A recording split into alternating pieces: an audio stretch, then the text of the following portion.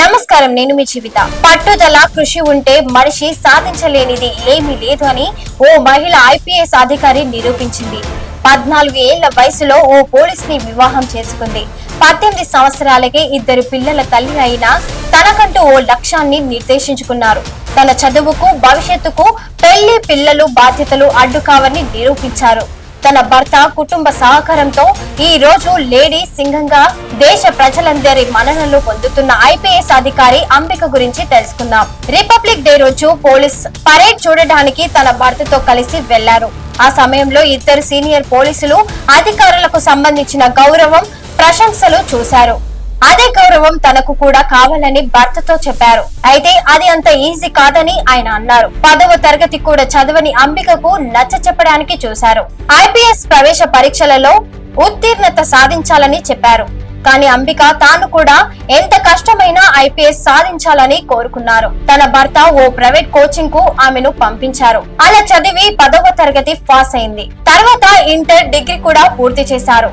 అంతటితో అంబిక సంతోషపడలేదు. సివిల్స్ కు ప్రిపేర్ కావడానికి రెడీ అయింది. ఆ దంపతులు నివసిస్తున్న దగ్గరలో కోచింగ్ సెంటర్ లేదు.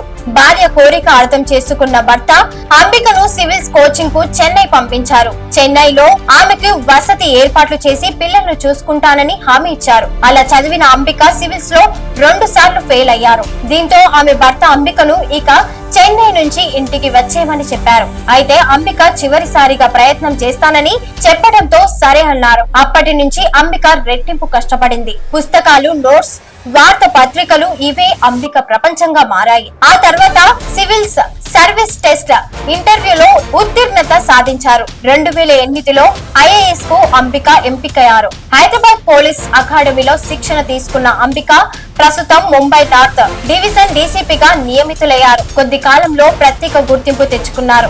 ఆమె తెగువ, దూకుడు చూసి అందరూ ముంబై శివంగి అని పిలుచుకుంటారు. నిర్వహణకు గుర్తింపుగా Lokmat Maharashtra of the year 2019 పురస్కారాన్ని అందుకున్నారు అంబిక.